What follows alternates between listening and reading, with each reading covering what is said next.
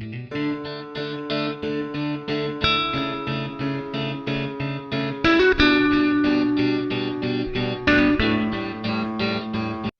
guys, welcome back to Maths with Krish. Today I'm here with the topic of differentiation and integration. So in this video I'm going to teach you some basic knowledge of integration and differentiation rules. If you have some sums with related to differentiation and integration, I hope this video will be helpful for you. So those who are new to this channel, you can subscribe it and also you can share the video. Let's go to the video. Alright, so on the first hand itself, I'm going to explain you differentiation. So f dash x denotes differentiation. If you have x to the power n, when you differentiate it, you have to write the power. N denotes the power of x. So you have to write that, and to the power it says n minus 1.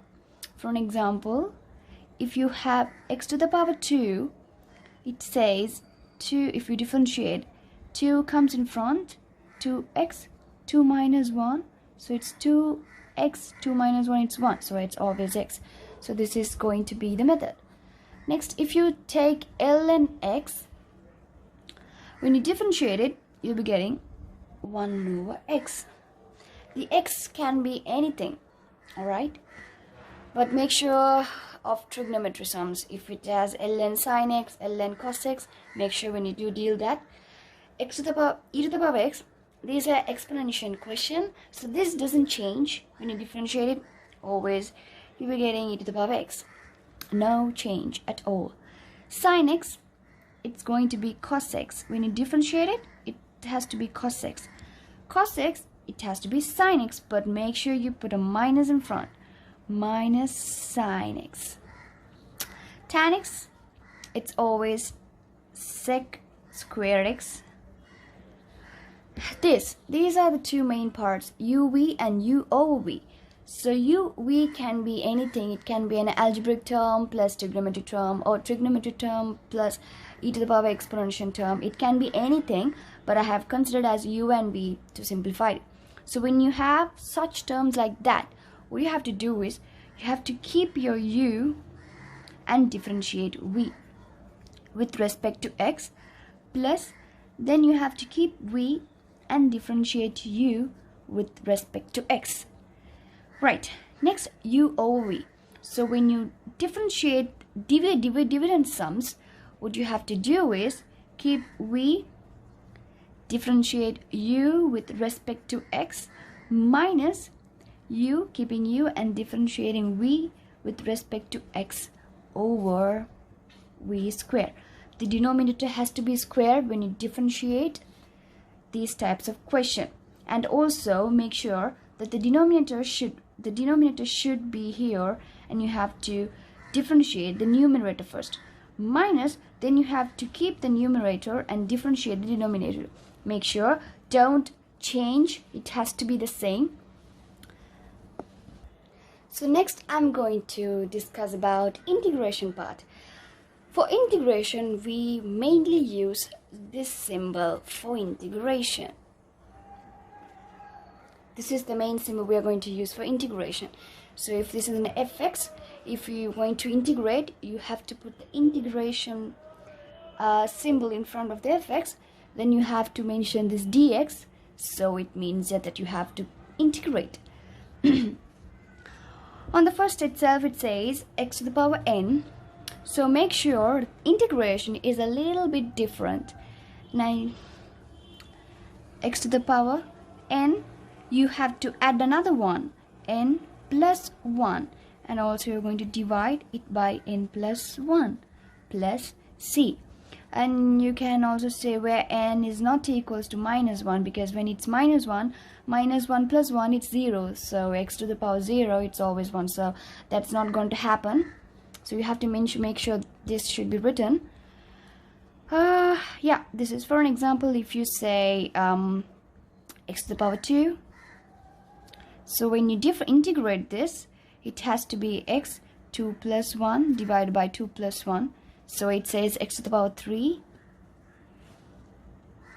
x to the power 3, x to the power 3 over 3. It says like that. Alright, 1 over x. So when you have fx as 1 over x, simply your integration is ln mod x plus c. Okay, then exponential e to the power x. So when it e to the power x, I told you there's no change in e to the power x unless you have a minus term.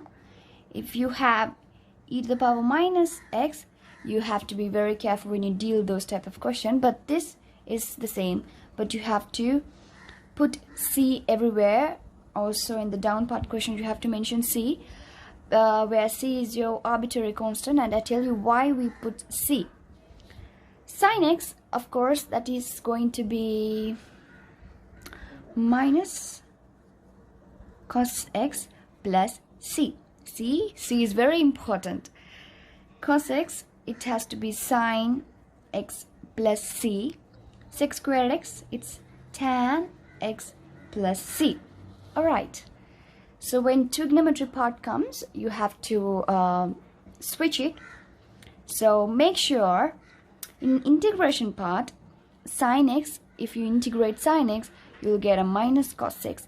But when you differentiate sin x, you won't be getting minus, you'll be only getting cos x. So make sure of that.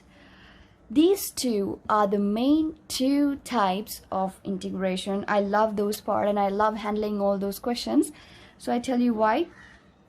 This is something like when you have u into dv over dx, differentiation part, which is integrated, you'll be getting uv minus integration v du over dx into dx. This is very important when you deal questions such as, for an example, you say x squared tan x e to the power x ln x. There are some questions involving two terms, whether it could be an algebraic term. Simply you can use this I-late method, which denotes I denotes in inverse parts, L denotes logarithm ln terms, A denotes algebraic terms, and T denotes trigonometry, and E is also exponential, such like these terms. So if any terms contains these 5, within these 5, you can directly use this UV method, UV minus integration V into du over dx into dx.